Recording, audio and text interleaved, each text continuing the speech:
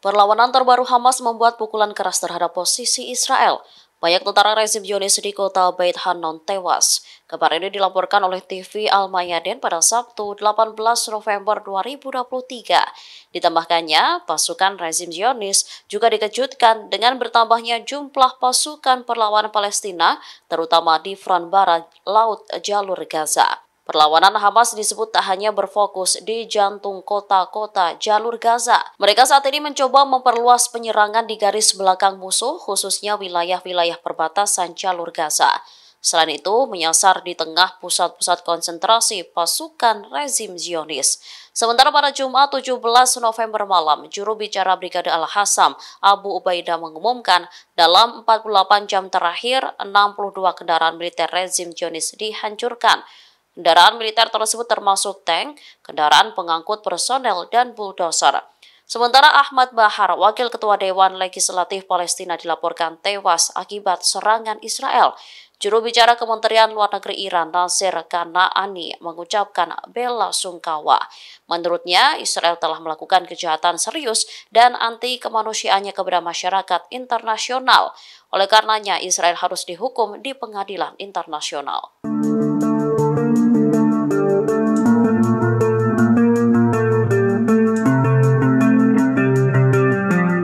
Pasukan pertahanan Israel mengungkapkan 6 tentara lagi tewas dalam pertempuran di jalur Gaza Utara. Total tentara Israel yang tewas di Gaza saat ini menjadi 63 orang. Korban terbaru sebagian besar adalah tentara cadangan di divisi lapis baja yang dipanggil untuk bertugas setelah serangan Hamas pada 7 Oktober 2023. Satu di antara korban tewas tersebut merupakan Kapten Eden Profesor Malevi Manase yang merupakan komandan peleton di Batalion 52 Brigade 401. Pengumuman tewasnya 6 tentara Israel ini menambah daftar kerugian yang dialami Zionis.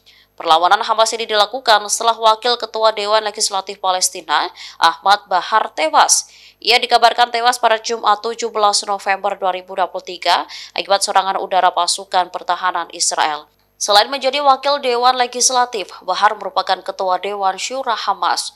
Juru bicara Kementerian Luar Negeri Iran, Nasir Kana'ani, mengecam serangan Israel itu. Ia mendesak internasional segera mengambil tindakan terhadap Israel.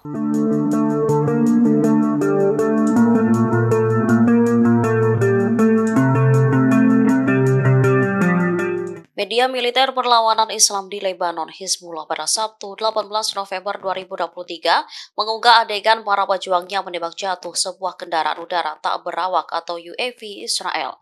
UAV Israel tersebut merupakan drone tempur multimisi canggih Hermes 450. Pesawat tak berawak itu ditembak jatuh oleh rudal permukaan ke udara. Drone tersebut langsung meledak dalam sekali serangan. Media militer setempat mengatakan puing-puing UAV terlihat berjatuhan di atas Al-Jalil. Dilaporkan UAV Israel yang diberi nama Zik dalam bahasa Ibrani telah melanggar wilayah udara Lebanon pada hari sebelumnya. Menurut keterangan, Hermes 450 digunakan untuk pengawasan dan pengintaian udara serta memantau dan menyerang target darat. Selain itu, ia memberikan dukungan kepada pasukan darat dengan daya tembak dan pengintaian. Komentator urusan militer dan strategis Al Mayadin, Charles Abinader, membenarkan bahwa drone Hermes 450 adalah pesawat canggih dengan durasi penerbangan hingga 20 jam. Kendaraan militer tersebut memiliki keistimewaan yang mampu menembak sasaran dari jarak jauh sejauh 200 km dengan peluru kendali atau semi panduan. Menurutnya, jatuhnya Hermes 45 ini menjadi pukulan telak bagi struktur keamanan musuh di front tersebut. Media militer perlawanan Islam di Lebanon menunjukkan rekaman para pejuangnya yang menjatuhkan drone Hermes 450 pada Sabtu 18 November 2023. Dalam video berdurasi 1 menit 10 detik itu, terlihat drone Hermes 450 tengah mengudara. Hizbullah kemudian mengunci target, lalu drone tersebut meledak dalam sekali serangan. UAV Israel yang diberi nama Zik dalam bahasa Ibrani telah melanggar wilayah udara Lebanon pada hari sebelumnya. Drone Hermes 450 merupakan kendaraan udara tak berawak multimisi canggih IDF. Pesawat tak berawak itu digunakan untuk pengawasan dan pengintaian udara, serta memantau dan menyerang target darat. Selain itu, Hermes 450 digunakan untuk mengarahkan daya tembak artileri, pengintaian sinyal taktis, dan patroli bersenjata untuk mengatasi keadaan darurat.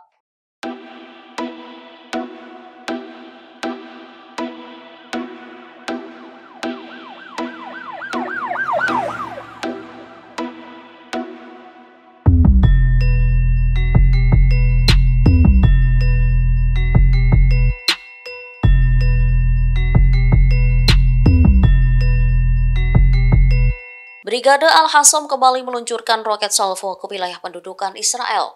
Roket tersebut ditembakkan saat malam maupun siang hari. Satu persatu roket pun terlihat menghujani langit menuju target yang ditentukan.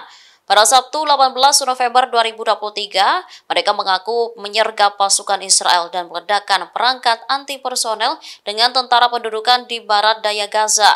Selain itu, sayap militer Hamas itu juga mengklaim telah menghancurkan seluruh atau sebagian 17 kendaraan militer Israel di semua wilayah.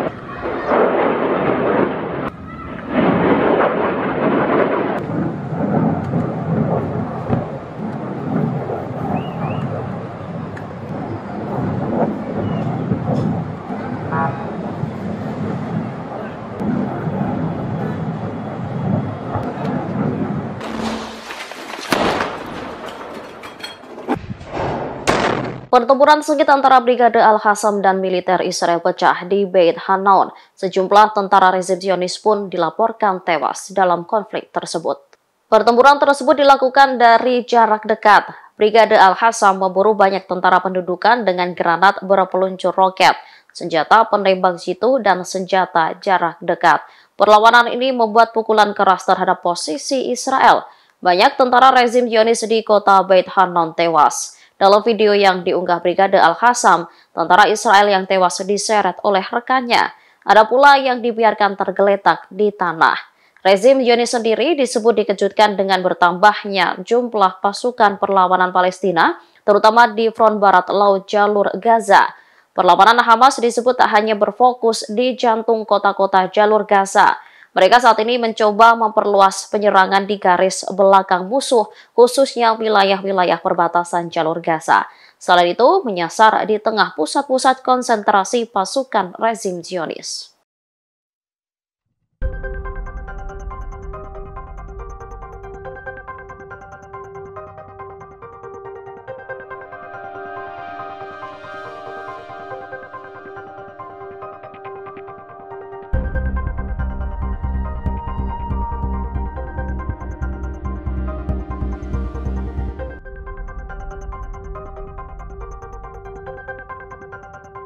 Perlawanan Islam di Lebanon, Hizbullah kembali menargetkan posisi pendudukan Israel di pemukiman Al-Manarah perbatasan Lebanon dan Palestina.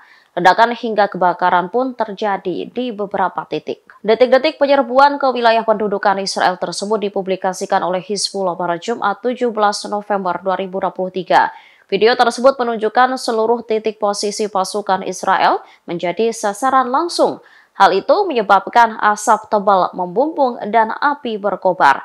Sementara pada Sabtu 18 November, Hizbullah mengaku melakukan 7 operasi melawan rezim Zionis. Mereka menargetkan sektor barat, markas militer baru tentara pendudukan di Wadi Sasa dengan tembakan roket yang menyebabkan korban jiwa.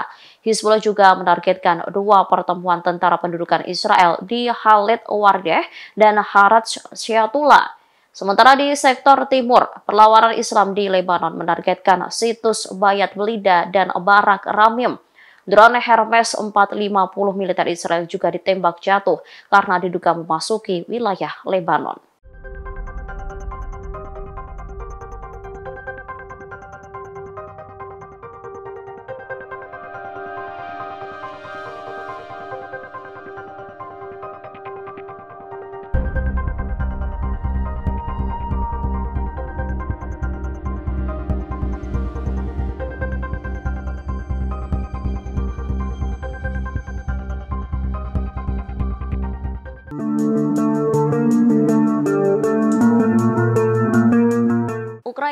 naik pitam lantaran senjata yang dijanjikan Barat ke Kiev tak kunjung datang. Kondisi ini disebut dimanfaatkan Rusia untuk mempersiapkan pertahanan.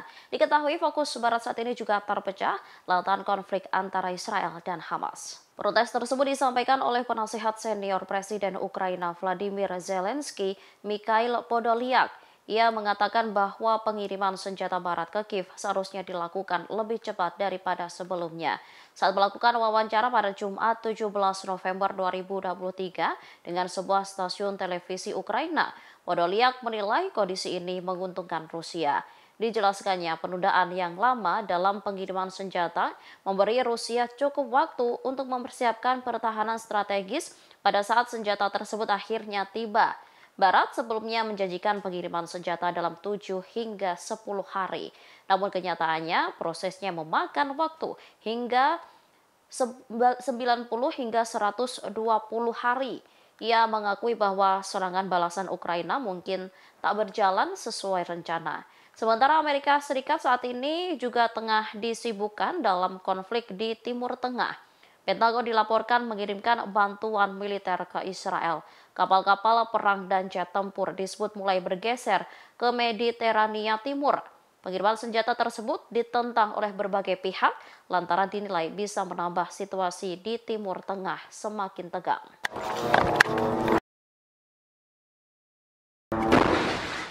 Seorang pejabat Israel menyebut jika militernya mengalami kekalahan di front utara. Hal ini lantaran pemukim terus meninggalkan rumah mereka setelah konflik dengan Hamas meluas. Kekalahan militer Israel di front utara disampaikan oleh anggota Parlemen Pendudukan Israel dan mantan Menteri Keamanan Avigdor Lieberman pada hari Sabtu 18 November 2023. Menurutnya, Hizbullah akan terus menggempur front utara sampai jalur Gaza berhenti diserang IDF.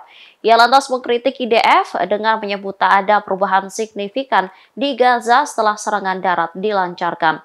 Kondisi ini menunjukkan jika tentara Israel tak bisa melenyapkan Hamas sepenuhnya. Di waktu yang sama, ia juga memuji Hizbullah. Disebutnya apa yang terjadi di perbatasan utara saat ini merupakan pencapaian Hizbullah.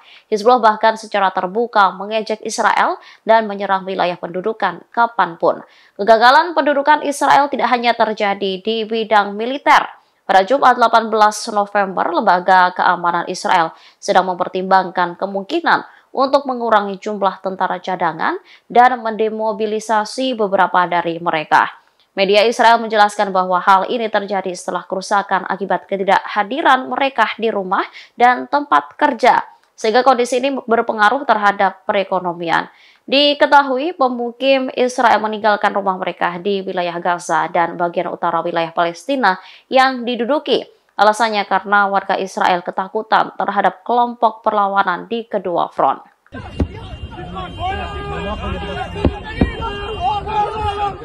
Media Israel melaporkan bahwa dari hasil penyelidikan keamanan internal menemukan bahwa helikopter Israel yang tiba di lokasi festival musik selama operasi pada 7 Oktober 2023 menewaskan sejumlah peserta. Sementara Hamas disebut tak mengetahui adanya pesta yang dihadiri ratusan warga tersebut.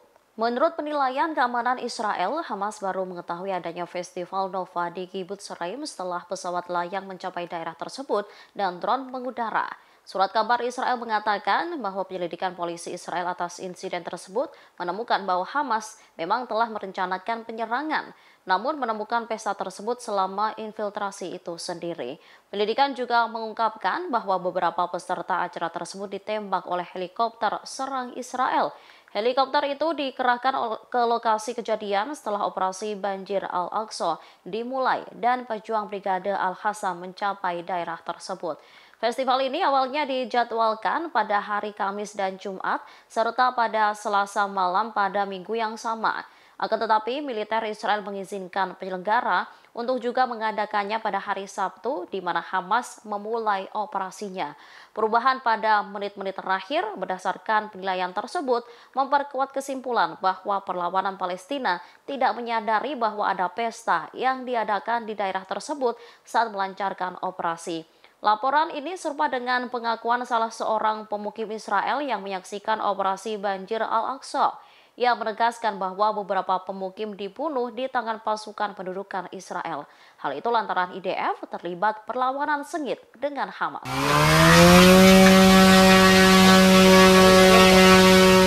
Belasan tank Israel hancur setelah diserang oleh Brigade Al-Qassam. Selain itu, 2 tentara Israel juga dilaporkan tewas setelah sebelumnya 6 IDF dikabarkan terbunuh di jalur Gaza.